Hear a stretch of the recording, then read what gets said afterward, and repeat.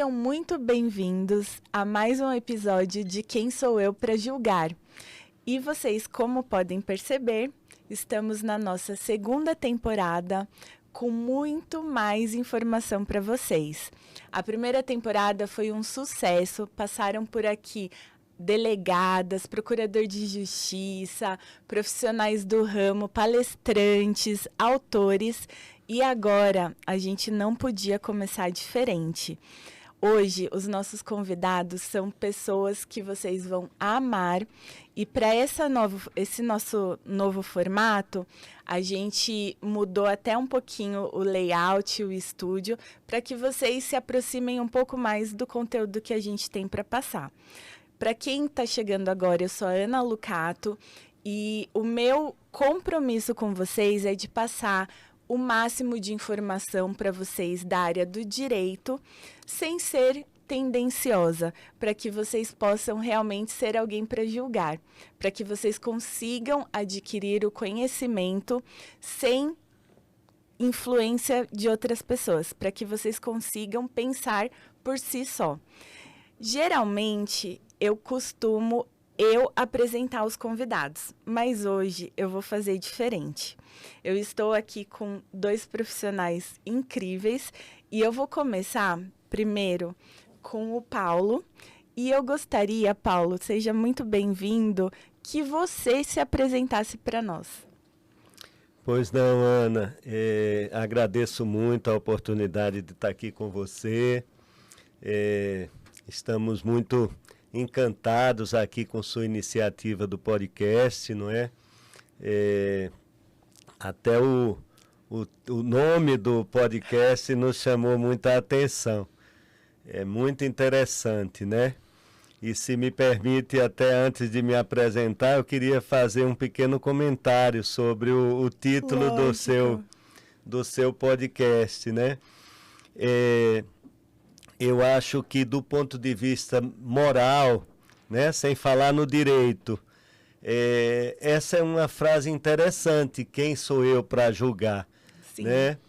Porque existe uma corrente na filosofia moral, e eu gosto, que é o relativismo moral, em alguma medida, de considerar que os juízos de valor são subjetivos.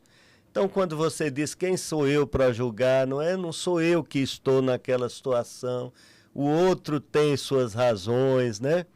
E isso é uma coisa muito interessante, muito boa. Agora, o problema hoje em dia é que todo mundo quer julgar e falar de tudo, não é?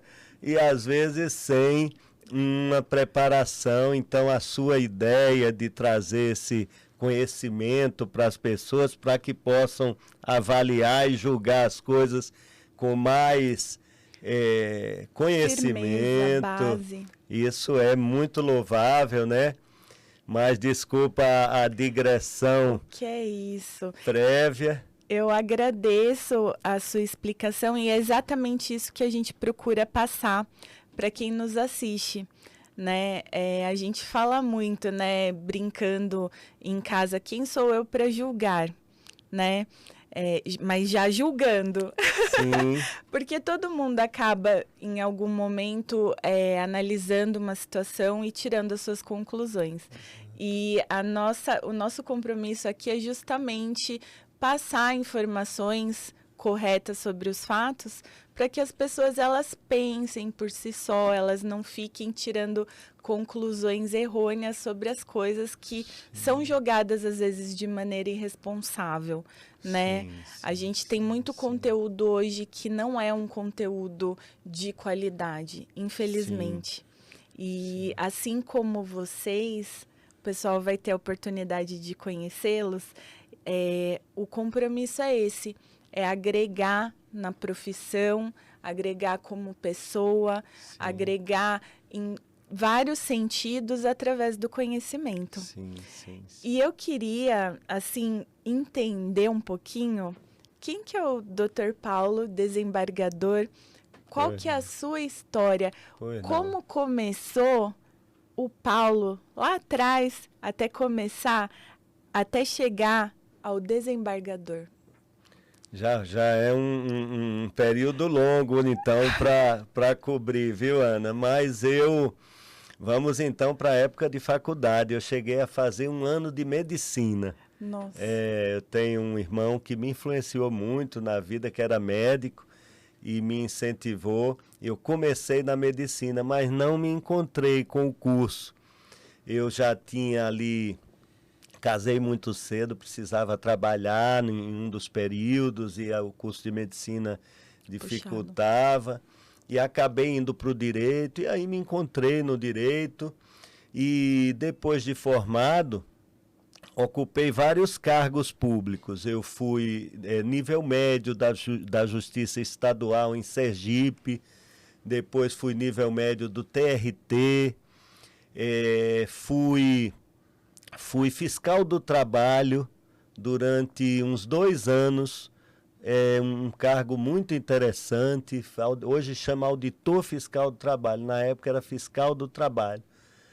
E aí depois dei um passo mais difícil, assim, porque eu comecei a me preparar para promotor de justiça lá em Sergipe. E passei nesse concurso e fui promotor de justiça 1 ano. Mas quando fui aprovado no concurso de promotor, fui ser promotor numa cidadezinha do interior, uma experiência muito interessante.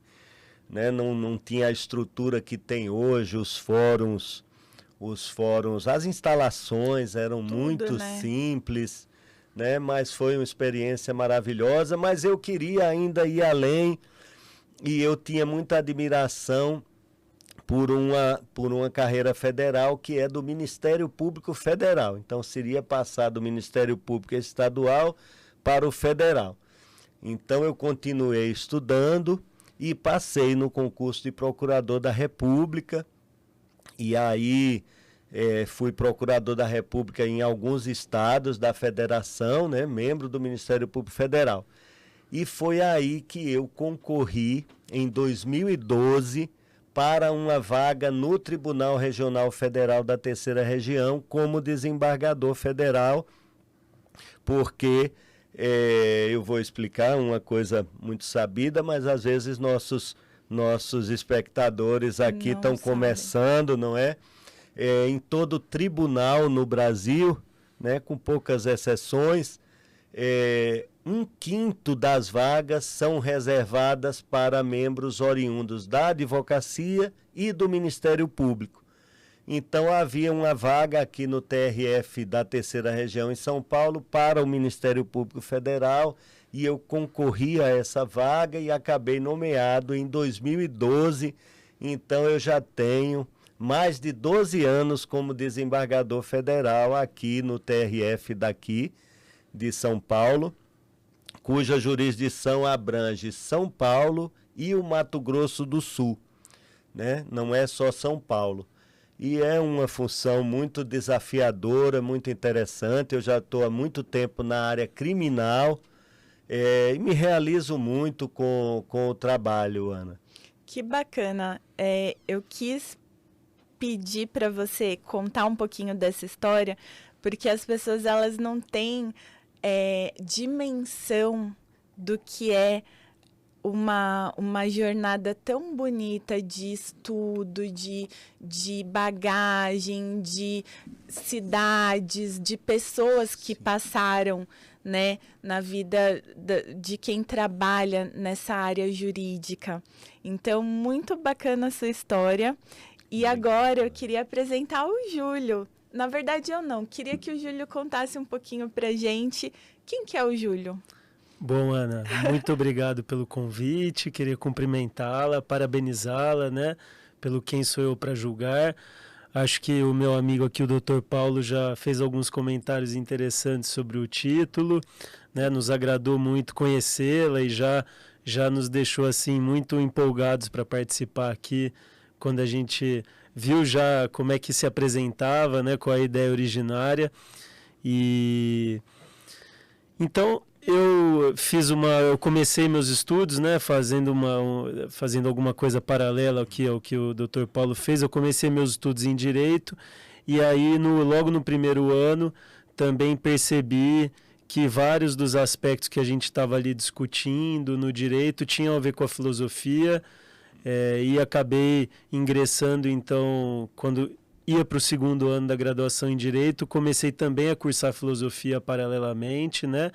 E depois do final da graduação, das 2 graduações, me tornei advogado, então atuo como advogado, né? Sobretudo na área do direito público. E, paralelamente a essa carreira como advogado, desenvolvi uma carreira docente, né? Então, fiz mestrado, doutorado, pós-doutorado. O Paulo também depois pode contar um pouco mais do desenvolvimento da carreira acadêmica dele,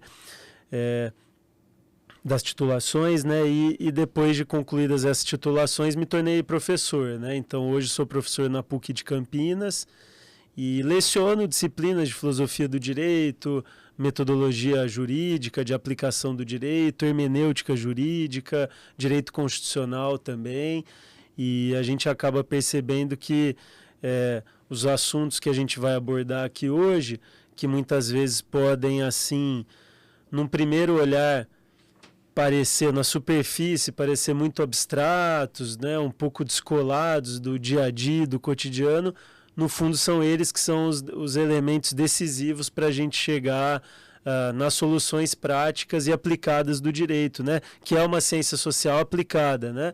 O direito tem esse compromisso, aliás, também já brincando com o nome aqui do seu podcast, mas o direito, ainda que haja elementos de atuação não contenciosa, né? Via de regra, o direito tem a ver com contencioso ainda, e ele termina no julgamento.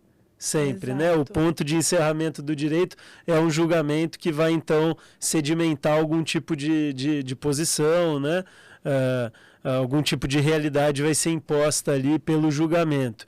E o que a gente pode perceber muitas vezes é que essas disciplinas de base, né, propedêuticas, que a gente chama, política, filosofia, história, hermenêutica, etc., são elas que podem representar, assim, o elemento definitivo mesmo, para que uma posição seja colocada ou outra, né?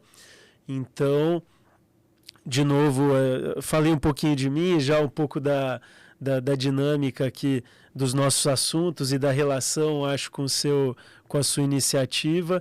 E então é isso, espero que a gente tenha uma ótima conversa. Eu não tenho dúvidas, porque eu fiz questão que vocês falassem um pouquinho sobre isso, porque eu, como apaixonada pelo estudo do direito, né, e bem pequenininha perto da amplitude que vocês carregam, eu sei o quanto é difícil você chegar a um mestrado, a um doutorado. São horas e muito tempo da vida dedicado ao estudo. E falando um pouquinho, entrando na filosofia, a filosofia, ela é uma das primeiras matérias que a gente aprende na faculdade de Direito. Por quê? Né? Quando a gente começa a faculdade de Direito, a gente não tem uma ideia tão ampla de todas as ramificações que nos aguardam. E a filosofia, ela vem de encontro para que as pessoas elas possam entender como que começou a estrutura da sociedade, os pensadores, os filósofos, a tentar entender o comportamento humano, né? E entre erros, acertos e guerras e olho por olho, dente por dente, até a gente chegar nesse modelo que a gente tem hoje no Brasil, muito vindo da doutrina alemã, da doutrina italiana. Nos Estados Unidos é um pouco diferente, mas por que é importante a gente falar sobre isso? Porque é onde tudo começou, né? Então, assim, eu acho que a ideia de que a gente vai falar hoje desse podcast ela vai ficar muito mais clara ao longo da nossa conversa, para que as pessoas elas possam entender. Porque tudo que acontece no nosso dia a dia, desde o momento que a gente acorda, liga a TV, vê as notícias, pega o carro, abastece, vai trabalhar, compra um bem, tudo isso são relações que envolvem o direito, a política, a filosofia. E se a gente não tiver uma base, um conhecimento, a gente está perdido, porque a gente não vai ter base nenhuma para resolver os conflitos que vão aparecendo, né? Sim. Eu queria entender um pouquinho como que surgiu essa amizade aí, essa iniciativa entre vocês. Partiu de quem? Pois não, Ana. O Júlio falou da formação dele e é uma formação muito interessante, a do Júlio, porque uniu o direito e a filosofia. Então ele tem graduação em filosofia e o mestrado e o doutorado dele são na própria filosofia, fez na USP. É realmente uma formação excepcional a do Júlio. E eu também tenho mestrado e doutorado, mas a minha trajetória foi mais no direito, né? Mas no mestrado e o doutorado, sobretudo no doutorado, eu comecei a ter uma abertura para a filosofia do direito, né? E daí veio esse ponto de contato, de interesse mútuo entre mim e o Júlio, e a gente se conheceu, Ana, nas redes sociais. Eu tenho um perfil de filosofia do direito, chama Pílulas de Filosofia do Direito. Acho que o Júlio passou a me seguir ali, começou a comentar alguma coisa, e eu vi, né, que ele era uma pessoa muito preparada nessa área, e a gente começou então a interagir. Temos um grupo de estudo que reúne profissionais do direito interessados na filosofia do direito, e daí veio o conhecimento e a amizade e a ideia de tocar juntos alguns projetos. Que bacana. Eu até gostaria de comentar, o Paulo ele tem um Instagram, né? Como ele falou, depois eu vou deixar marcado aqui para vocês. E é um Instagram que ele comenta sobre vários assuntos relacionados à forma de pensar, né? O que quando você cria um conteúdo, o que você pensa em transmitir ali para os seus seguidores? Eu penso, já tem uns 5 anos que eu posto ali, Ana, e os temas são a filosofia do direito, né? E a filosofia em geral. Então eu tento trazer um conhecimento, tem que ser curto, né? Ali eu acho que no Instagram isso é muito importante, as pessoas não vão ler um post muito Se longo. aprofundar, né? Eu tento trazer algo objetivo, mas que seja fiel aos autores, às correntes da filosofia do direito, né? E falo também da filosofia geral, aí falo muito de autores de que eu gosto realmente. Então eu gosto de Kant, eu gosto de Spinoza, tento trazer noções, mas sempre preocupado, né, em ser didático, que aquilo tenha uma utilidade, que as pessoas vejam que esse conhecimento faz diferença para elas como pessoas e como profissionais, né? Eu queria até mostrar, esse aqui é o meu presente, ó. Esse aqui é o livro e assim, realmente quem entra lá consegue absorver um pouquinho desses autores que você apresenta, algumas formas de pensar que acabam vindo de encontro a alguma situação que a pessoa está vivendo ou que está estudando. Então, eu acho que aquela barreira que advogado, desembargador, fala difícil, acho que ali a gente quebra um pouquinho, porque é justamente essa forma didática que vocês tentam passar para as pessoas, esse conhecimento, né? Essa forma de pensar que vem lá de trás e que, ao mesmo tempo, é tão presente para o que a gente tem, para a sociedade que a gente tem hoje em dia. Né? No direito, a gente não usa só as leis, a gente usa também a doutrina, a jurisprudência, lógico, mas tem que ser uma análise de... O direito ele está em ampla mudança, né? Então, se você não acompanha, se você não busca essa interpretação, essa hermenêutica, você não consegue aplicar, né? Isso é essencial para quem está acompanhando. Então, depois vocês entrem lá no Instagram, Pílulas de Filosofia do Direito, que vocês vão encontrar um conteúdo muito bacana. E vocês estão na segunda edição, certo? Desse Clube do Livro. O que é o Clube do Livro? Para quem tá chegando agora, o que significa Clube do Livro? Bom, acho que até para a gente contextualizar um pouco o que já foi colocado, Ana, mas o Paulo, acho que com o perfil em que ele faz um trabalho aí maravilhoso, né? Como ele falou, que consegue ponderar muito bem essa característica pedagógica de objetividade e clareza de um lado e rigor do outro lado. O clube pode ser pensado como talvez um segundo degrau, não sei se ele concordaria, depois ele pode falar, não alinhamos essa maneira de explicar o clube, mas me veio à mente, né?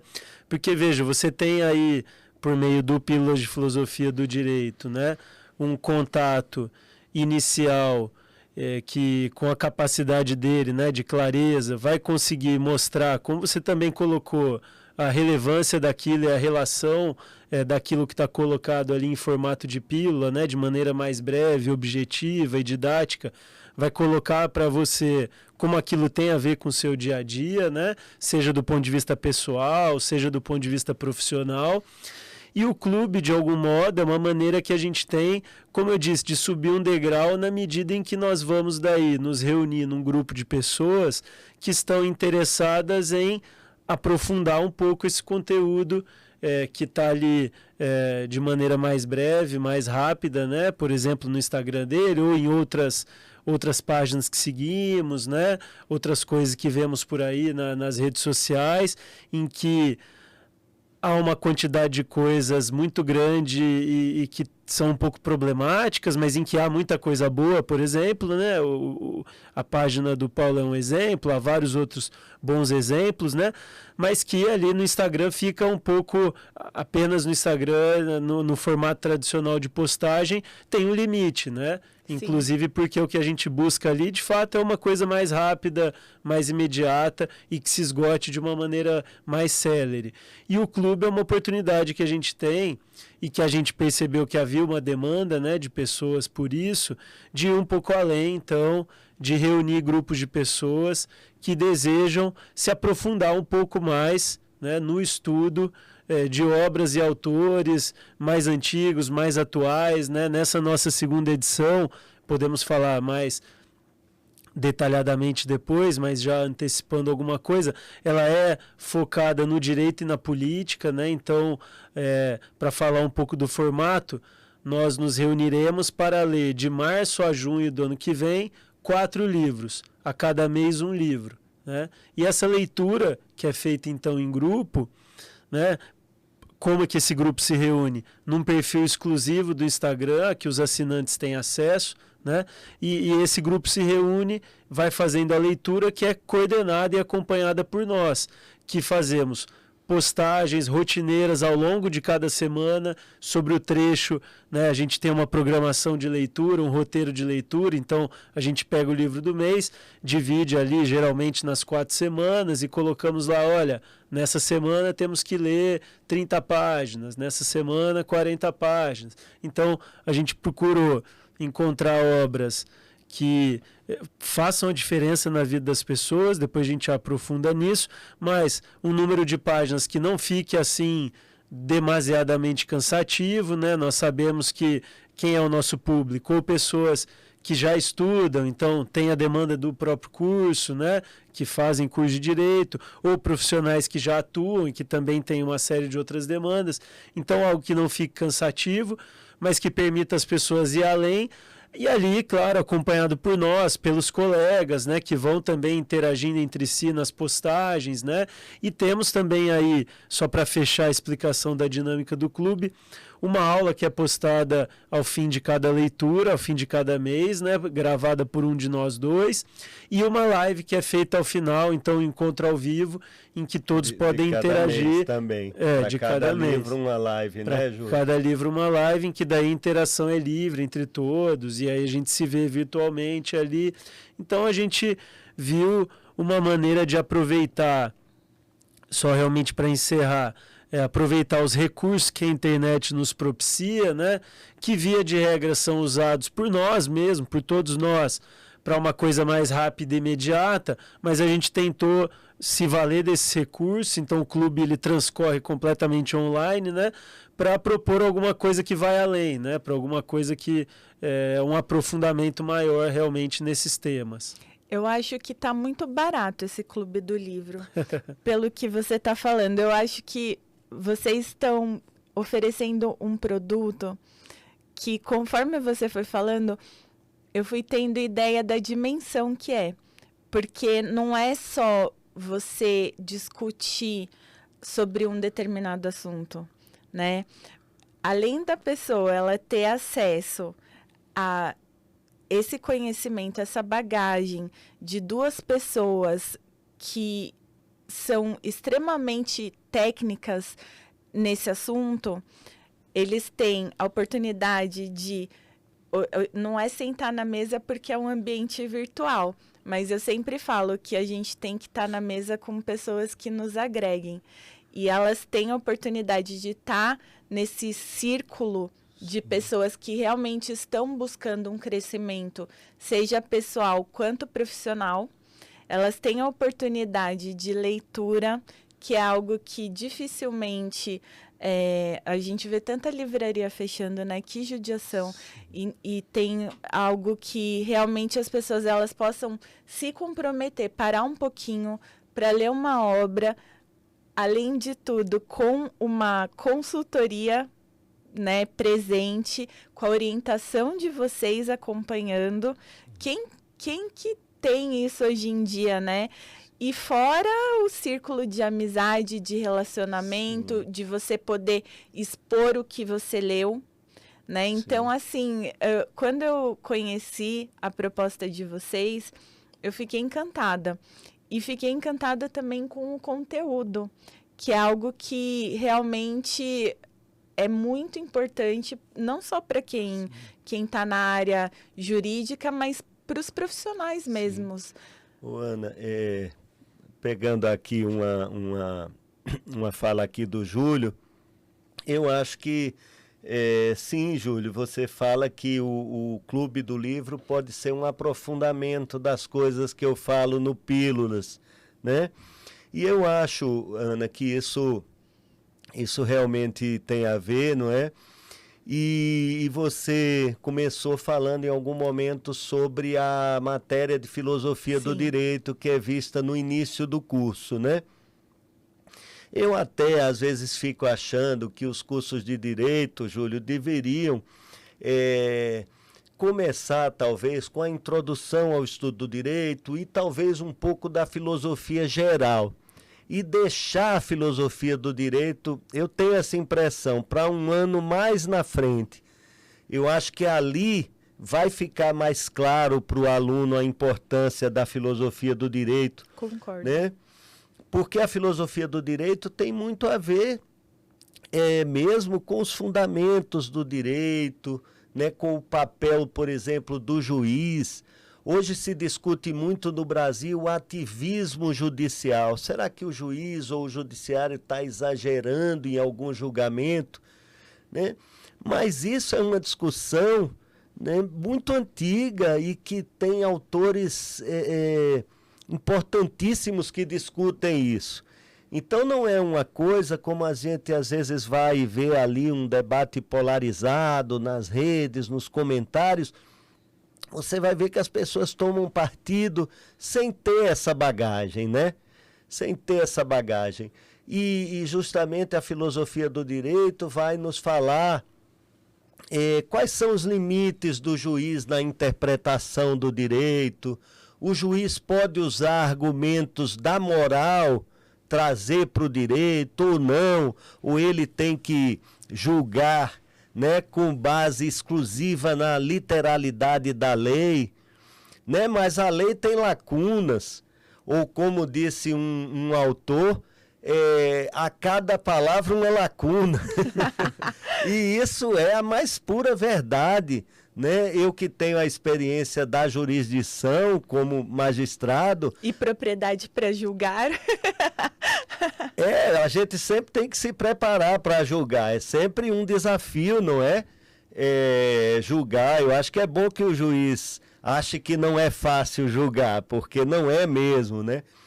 E até por isso, porque a cada momento você se depara com uma situação que a lei não é clara. Então, quantas vezes com minha assessoria eu digo, sim, mas o que diz o código sobre isso? Não, não tem, doutor Paulo, não tem nada sobre isso. Eu digo, mas deve ter algum precedente do STJ? Não, também não. E aí, Júlio, não é só com noções mais gerais da filosofia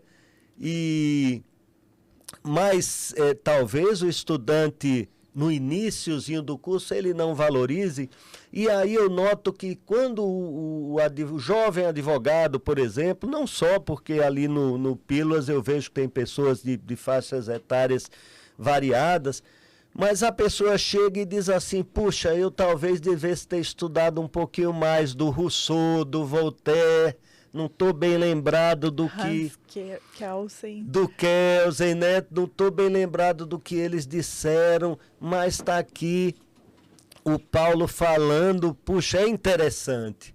Então as pessoas veem que há ali uma coisa bacana para ser descoberta, né? E eu tento no Pílulas, ali o conteúdo sempre foi gratuito, e eu tento passar ali sem qualquer... né? Eu acho que o professor tem que ter essa capacidade de dar o que ele tem, né? Sem pensar, olha, estou passando demais. E não é isso. Eu acho que o professor, na sala de aula, ele tem que entregar tudo. É muito desafiador a profissão. Porque o professor que não fizer isso, entregar a sua história de vida para os alunos saberem de onde é que você está falando, qual foi o seu caminho, né, Ana? Mas realmente, ali no Pílulas, por exemplo, o conhecimento, ele vai, mas o Clube do Livro é uma proposta um pouco além, porque a pessoa vai fazer a leitura do livro. Então, nessa próxima edição, vai ter um livro de minha autoria sobre filosofia do direito. Então, nós vamos ler aquilo, é uma coisa mais profunda, né? E como você falou, o Argonauta, quem se inscreveu, ele pode nos comentários de um post nos perguntar, nos sugerir o tema da nossa aula do mês, nos sugerir um tema, a gente faz pequenos vídeos durante a semana. Então há muito esse contato ali, essa troca, né? E que às vezes, como você disse, chega a virar uma amizade, um conhecimento, tem sido muito bacana, Ana. Hoje em dia nós vemos que os ídolos, eles estão um pouquinho diferentes do que eram antigamente, né? Eu sei porque eu tenho 2 adolescentes em casa e assim como vocês também acompanham essa geração, e a gente vê muito as pessoas seguindo aqueles influencers que a gente sabe que no fundo não vão agregar. Pode ser divertido, pode ser legal, né? Não que a gente não goste de rir ou de alguma fofoca ou de alguma futilidade. Sim. Mas a gente sabe que o conhecimento é o que vai nos diferenciar, né? E eu acho importante esse contato com pessoas que querem transmitir isso.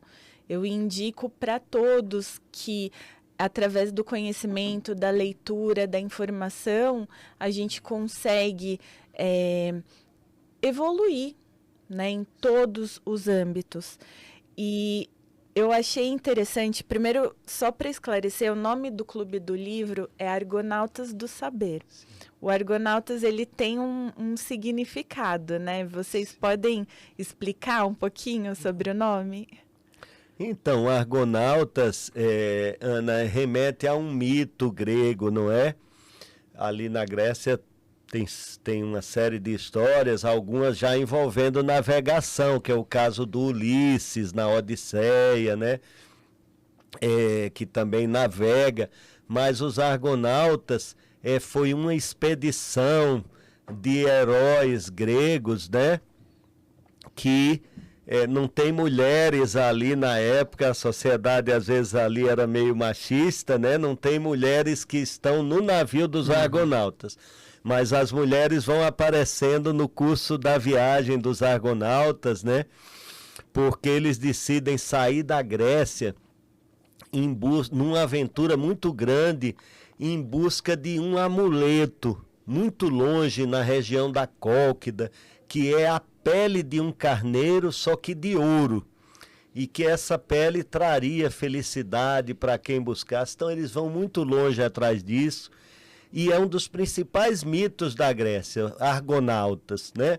E aí eu e o Júlio tivemos essa ideia, Argonautas do Saber, pensando que o conhecimento é isso que a gente vai longe buscar e que é uma jornada de aventuras que vai nos enriquecendo, né? Dessa vez as mulheres elas podem participar, inclusive. Podem, são muito bem-vindas, né? Sempre temos autora, um autor, ou um livro que fale das mulheres, ou agora uma autora mulher, que é a Hannah Arendt, né?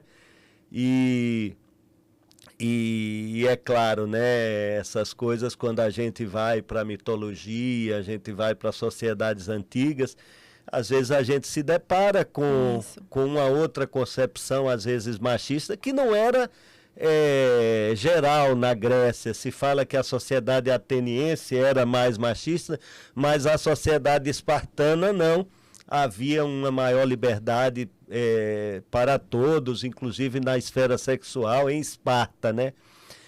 Em Atenas, não. Em Atenas, nós temos até aquela música do Chico Buarque, que fala as mulheres de Atenas, que seriam muito submissas, né?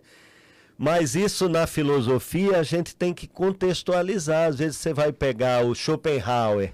Tem passagens de Schopenhauer que eu reconheço que são racistas, tem passagens do Schopenhauer que são misóginas, sem dúvida. Mas a gente tem que ter a capacidade de ler aquilo com um olhar crítico, né? E também entender o que ele trouxe de importante para a história da filosofia, né, Júlio?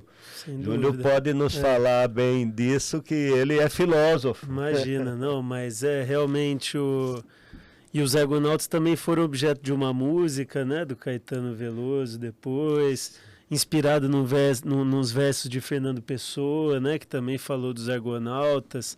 Enfim, um nome que acho que foi sugerido pelo Paulo e que do qual gostei muito e também me entusiasmou. Mas o clube, voltando também um pouco àquelas questões das dificuldades, do posicionamento da disciplina, né? E do que você colocou, né, Ana? E o Paulo, apesar de não estar vinculado a nenhuma instituição de ensino, é um grande professor. Acho que o Pílulas é a prova disso, né? de que grande professor ele é. Agora, nós, como professores e até como pais também, que então somos todos pais e mãe aqui, mas a gente vê um pouco que a geração atual, né, das crianças até os jovens, os meus alunos, como toda geração, há novidades e há muita coisa muito interessante do ponto de vista da liberdade, das liberdades, né, do respeito, que me parece que as gerações mais novas tendem a ter, né, com o outro, de respeito às individualidades e tal. Agora, do ponto de vista do professor, num certo sentido, você está ali também para entregar o que aquela pessoa não tem espontaneamente, né? Ou do que às vezes é difícil você adquirir espontaneamente, né? Então, nesse sentido, o papel pedagógico do professor também é às vezes um pouco exigir coisas que espontaneamente você não faria, né? Me parece que a internet trabalha muito com esses estímulos de satisfação imediata, né? Em que você não é empurrado um pouco a fazer certos esforços ou algum grau de sacrifício para atingir alguma coisa depois, né? Não, você fica ali girando em falso em coisas, às vezes muito interessantes, mas que se esgotem ali. E é evidente que esses assuntos, né, esses autores de filosofia, de política, eles não são sempre muito fáceis, né? Não são leituras exatamente muito fáceis, né? Muito simples de serem feitas. Agora, não são muito fáceis nem muito simples, mas são perfeitamente factíveis para todos nós, né? E eu acho até, não sei, talvez tenha um pouco a ver com a posição que a disciplina entra no curso, realmente o estudante muito jovem ali, e às vezes, sobretudo, se entra na faculdade novo, né, com 17, 18 anos, realmente você está ali numa transição para a idade adulta em que os interesses são, às vezes, outros, né, e você não consegue ali se concentrar para fazer aquela leitura. Muitas vezes começa a achar que aquilo está muito distante de você, é muito difícil, e se cria assim um abismo, né, entre a pessoa, entre às vezes o profissional do direito comum e esses temas. Lá no clube a gente vai já contando com algum amadurecimento dos interessados também, né, que procuraram aquilo voluntariamente e tal, e que são muitos, né, não são poucos. Como o Paulo comentou, muita gente o procura e diz, olha, eu precisaria ter visto isso melhor. Temos também pessoas mais jovens que até estão se dedicando a isso na faculdade, mas como você disse, querem também um acompanhamento de alguém que já tem uma experiência maior. A gente vai fazer essas leituras e vamos nesses dois sentidos. Em primeiro lugar, as pessoas vão vendo que elas têm toda a capacidade de ler aquilo, de fazer esse aprofundamento, né? E em segundo lugar, naquela dificuldade pontual que aparece, você tem os professores, você tem os colegas e você tem aquele grupo que te estimula a seguir fazendo aquele esforço, né? Essa lógica mais comum da rede social que não te demanda nada, o nosso clube quer ser um espaço para permitir você ir um pouco além, né? O que não às vezes é custoso, difícil, às vezes tem que parar para ler um livro, mas poxa, bom, você sabe que é bom, mas dá aquela preguiça, né? Você fala, eu tenho... Sair da zona de conforto, isso, né?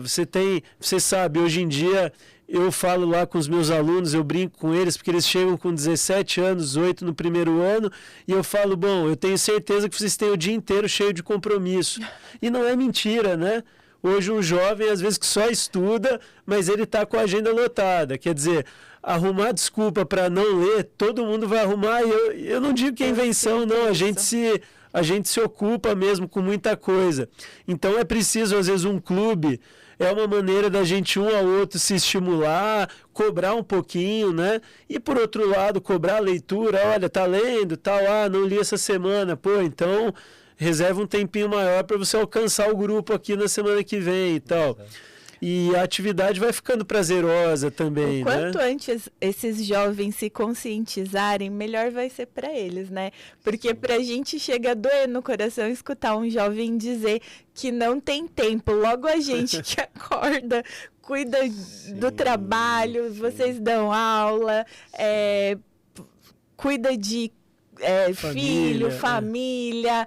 Tenta, eu vi que você corre, né? Sim, tenta fazer alguma atividade claro. E pagar conta e conserto de carro e férias e tudo. Então, escutar de um jovem que não tem tempo dói um pouquinho no coração. Mas o quanto antes as pessoas tiverem a consciência que é justamente esse exercício de você falar que não tem tempo, mas você tirar esse tempo para você, para sua mente, para o seu crescimento, para o seu estudo, né? Sim. Ana, as redes sociais, eu acho elas muito interessantes, sabe? Eu não sou daqueles que veem só aspectos negativos, então também não estaria lá, né? Sim. Então, acho que as redes sociais, elas podem funcionar, fazer amizades interessantes, que é aqui o nosso caso. Há tantos relatos também de sucesso das redes sociais em formar casais, né, do ponto de vista amoroso. As redes sociais têm muita potencialidade, mas elas têm outras coisas ruins.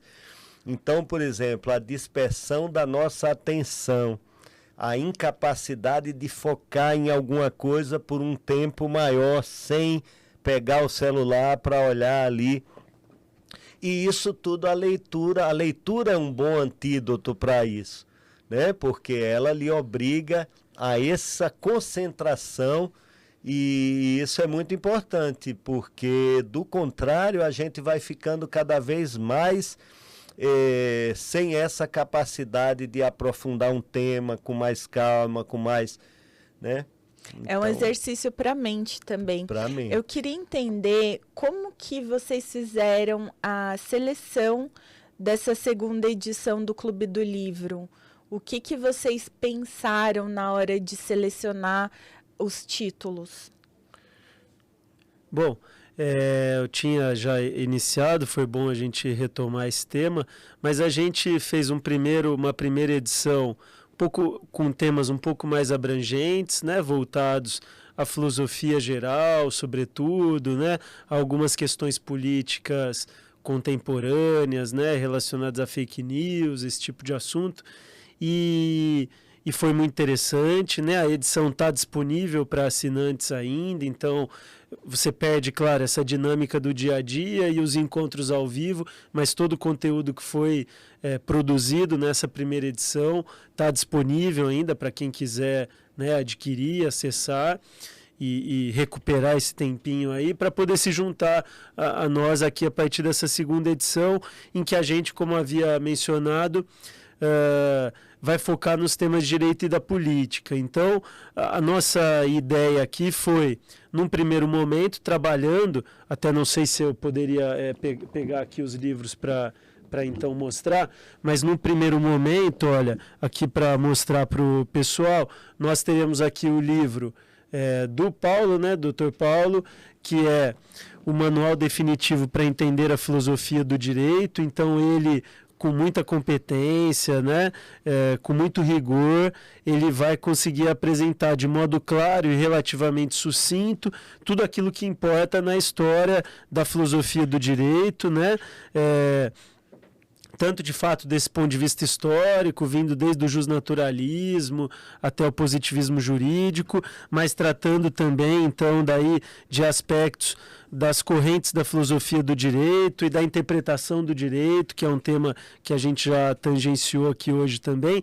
Então, nesse primeiro livro, nós pretendemos fornecer aos argonautas, né, aos nossos companheiros de clube, um panorama geral, né, profundo, rigoroso e ao mesmo tempo claro e objetivo da filosofia do direito.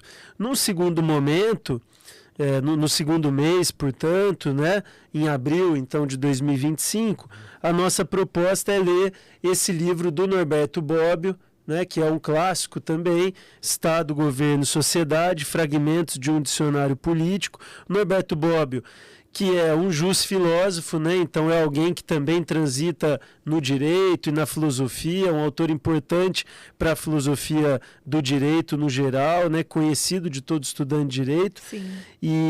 Mas nesse livro aqui ele vai também traçar um panorama geral da questão política, né? Desde a antiguidade até os temas mais atuais. Então vai falar, por exemplo, para ficar em temas mais atuais, vai falar de democracia, ditadura, né? A gente tem discutido tanto esses assuntos ultimamente no Brasil e no mundo, né? Isso gera muita polêmica, como o Paulo comentou, às vezes há uma superficialidade, muita polarização superficial nas redes sociais. Então, não se trata, né? Claro, nós temos cada um de nós a nossa posição, que eu e Paulo Branco coincidem em alguns aspectos e divergem em outros, e não há problema nenhum, né? Aliás, acho que uma das características de quem estuda, de quem se dedica aos assuntos, é perceber que em assuntos difíceis é muito difícil a gente chegar a uma posição única, final e verdadeira, e a gente aprende até a tomar gosto por encontrar pessoas que pensam diferente de nós. Aproveitando o seu gancho, eu ia deixar mais para o final, mas eu queria aproveitar sobre esse livro. E o que acontece? A gente tem aquele receio de quando a gente fala sobre política, quando a gente fala sobre religião, quando a gente fala sobre algum assunto, a gente acha que para entender, para aprender, a gente tem que concordar. E acho que não é isso que vocês querem passar, né? É justamente o contrário. Vocês querem se aprofundar no assunto política de uma forma que vocês consigam falar sem levantar a bandeira de algum partido, é isso? Com certeza, Ana, não tem qualquer viés, digamos, a política de que a gente trata é a ciência política, né? É a política com P maiúsculo que o Bobbio trata aqui para falar o que é a democracia, o que é a cidadania, o que é um governo autoritário, né? Mostrar como isso vem sendo discutido desde Maquiavel, passando por Rousseau, pelos liberais do século XIX, para a gente entender e poder tomar a nossa posição, não é? De acordo com o cenário que a gente vive, Sim. Que não é um cenário que está todo mundo contente, né? Sim, a gente claro. quer tentar entender tudo isso que a gente vê na televisão, que acaba refletindo Claro. para as nossas vidas, seja comercial, seja questão de segurança em relação Sim. a governo, Sim. tudo, né? É uma leitura para lhe formar realmente do ponto de vista... Porque às vezes a pessoa vai com uma noção e aquilo tem muita coisa escrita sobre aquilo. Então a pessoa, claro, pode se pronunciar sobre tudo o que quiser, não é? Sobre tudo da vida política, mas é preciso que ela saiba, né, de onde as coisas estão vindo, Sim. né? Que a gente no último Argonautas estudou filósofas de posições muito diferentes do ponto de vista político, né? Desde a Simone Weil, que era uma militante do sindicalismo, por exemplo, até uma autora que é de um liberalismo radical, né, dos Estados Unidos, que é a Ayn Rand, né, que é do Estado mínimo. Estudamos as duas com respeito pelas duas, que são grandes filósofas, né? Agora, cada um vai ter sua sensibilidade política, aqueles valores que acha mais importantes. Não, eu privilegio a igualdade. Não, eu acho que a liberdade que é o principal, ainda que se perca. Aí cada um vai ter, o clube é aberto assim do ponto de vista, não tem nenhum viés ideológico, nem nada disso, né? E abordamos autores de diversos perfis. Só para completar a exposição do Júlio, nós vamos ter a Hannah Arendt, com Homens em Tempos Sombrios, onde ela faz cada capítulo é dedicado a um filósofo, a um intelectual que enfrentou aquelas épocas do nazismo, também do comunismo, do stalinismo soviético, né? Como essas pessoas lidaram e sofreram debaixo desses regimes. A Hannah Arendt, que era uma judia que foi perseguida, chegou aí para um campo de concentração no sul da França. Ela que faz essas análises, um livro excelente. E vamos terminar com esse livro mais atual do Mark Lilla, O Progressista de Ontem e o do Amanhã. Esse autor é um autor contemporâneo americano e ele vai trazer para o debate uma coisa muito atual, que são as políticas identitárias de raça, de gênero, né? Ele vai se questionar até que ponto isso deve ser o marco divisório, digamos assim, dos partidos políticos, os que apoiam as políticas identitárias, os que não apoiam, né? Ou se os partidos deveriam focar mais nas questões do desemprego, nas questões econômicas. Então é um autor muito lido atualmente e vai gerar um bom debate. Mas sempre com essa diversidade ideológica de compreensão, desde que se faça toda a discussão com respeito, né, com tolerância. Eu acho que o conhecimento nos dá a tolerância, né? E a tolerância, vamos dizer, ela só pode existir quando todos forem tolerantes. Se tem alguém que é intolerante, essa pessoa ela realmente vai contaminar o debate. Então isso a gente pede aos nossos seguidores e não tivemos problemas nenhum com isso, né? Que as pessoas sejam tolerantes com o ponto de vista alheio, tentem entender, apesar de discordar, né? Por que é que você está defendendo aquilo?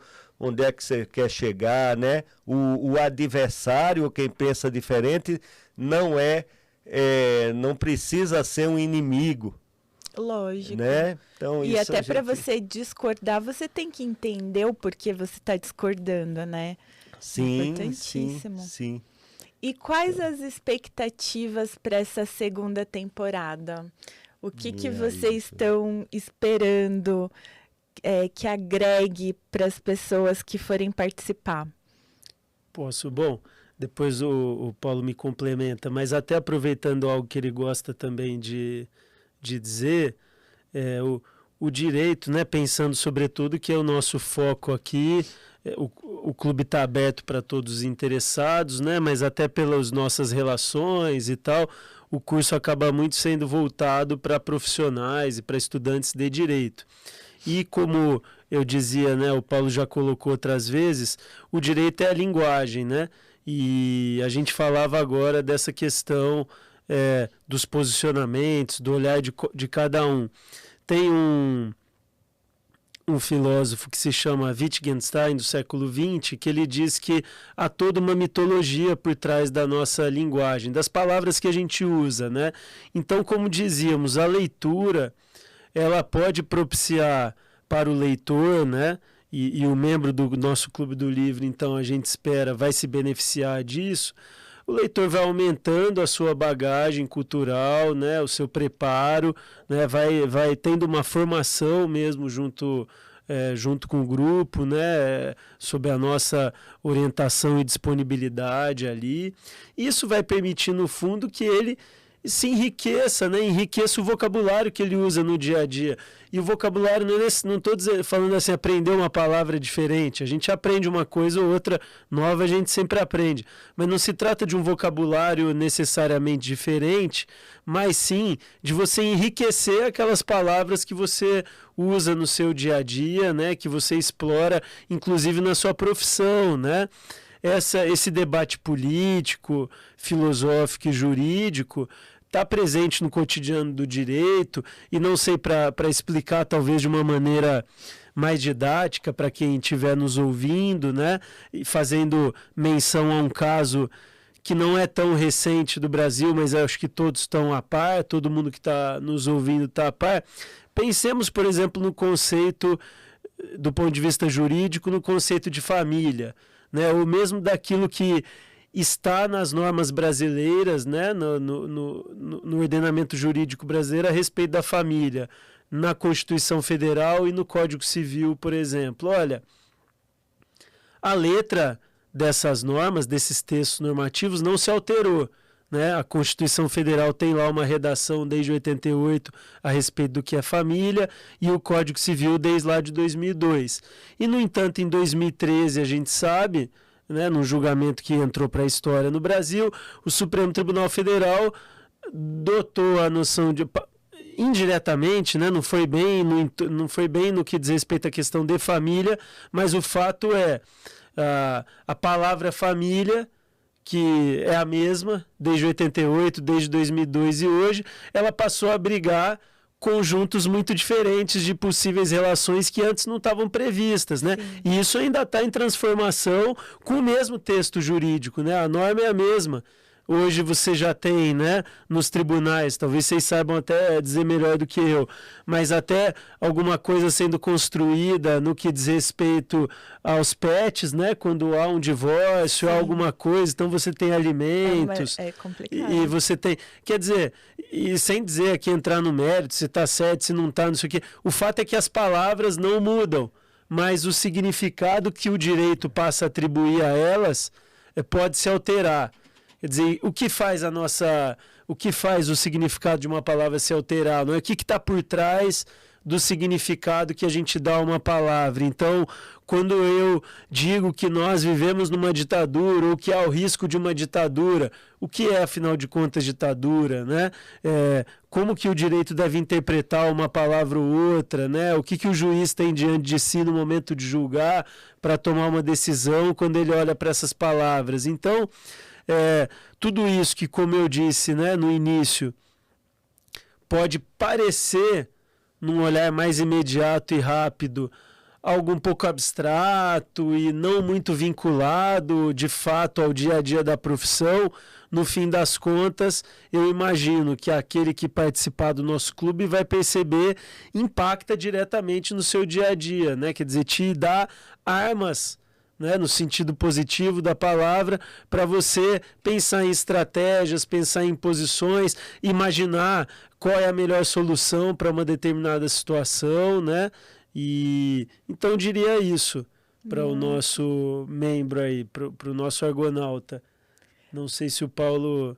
Quem tiver interesse em participar desse clube, ele é aberto para todos? Como que funciona? Ana, é aberto para todos, não é? Estudantes, profissionais do direito ou que não sejam do direito, embora dessa vez a escolha dos livros teve mais em conta assim, o perfil do direito, né? Mas é aberto para todos, não precisa, quem não fez o Argonautas 1, não é pré-requisito para fazer esse. Ok. O conteúdo do Argonautas 1, como disse o Júlio, está lá para ser adquirido, a pessoa vai entrar lá, não vai ter mais a interatividade agora, ao vivo, digamos assim, comigo e com o Júlio, mas está lá. Perfeito. Mas não é um pré-requisito o Argonautas 1 para a pessoa se inscrever no Argonautas 2. O link então, tá lá. o link está na bio do Pílulas, do perfil do professor Júlio, e também eu estou no Pílulas de Filosofia do Direito, divulgando sempre, colocando o link para as inscrições, que é na Hotmart. Perfeito. Queridos, muito obrigada por participarem do Quem Sou Eu para Julgar. Foi um prazer inenarrável tê-los aqui, passando um pouquinho dessa mesma paixão que nós temos em comum, que é sobre o conhecimento, sobre o direito e sobre a capacidade de poder passar para as pessoas o quão isso faz diferença na nossa sociedade. Eu desejo muito sucesso para vocês no Clube do Livro. Tô louca para participar, vamos ver se eu consigo engajar minha dinâmica aqui com vocês. e espero vocês para um próximo clube também. Muito obrigado, Ana.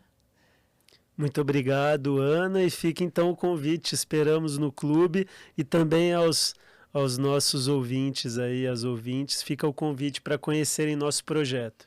É isso aí, gente. Muito obrigada por estarem aqui conosco. Já sigam aqui o pessoal, vão dar uma olhadinha lá que realmente vai valer a pena. E até a próxima.